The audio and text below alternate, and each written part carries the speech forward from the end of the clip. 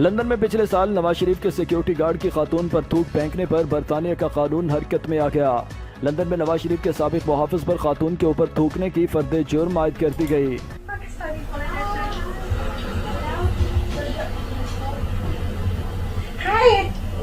I'm okay, but I've heard you're a very corrupt Pakistani politician. I work in financial crime prevention. That's why I know.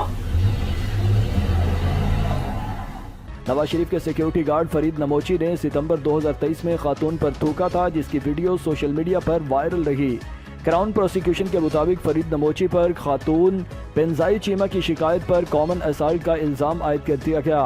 दूसरी जानब फरीद नमोची ने Westminster court में खुद को बेकसूर करार देते हुए इल्जाम का दिफा करने के अज़्म का इजहार किया। याद रहे कि इससे पहले भी नवाज शरीफ का ये सिक्योरिटी गार्ड लंदन के सहाफ़ियों के साथ भी बदतमीजी करता रहा, जिसकी वीडियो सोशल मीडिया पर बहुत वायरल होती रही थी। I'll show you my dick as well. You can show, man. I'll show you my dick as well. You can show, man.